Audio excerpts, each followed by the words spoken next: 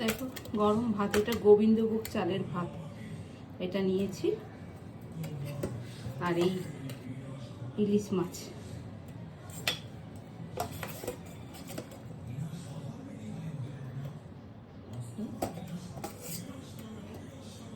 এই পাশে কাঁচকলা,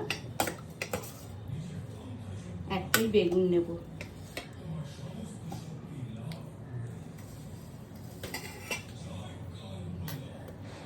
দেখ গরম, খুবই গরম তো।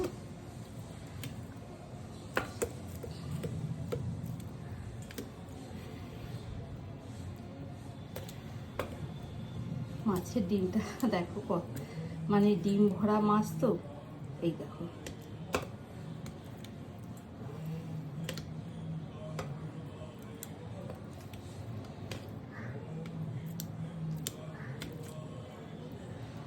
দেখি খেয়ে কেমন লাগছে।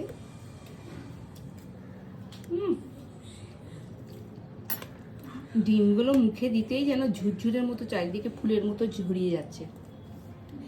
দেখো একটু ইলিশ মাছও কাটি,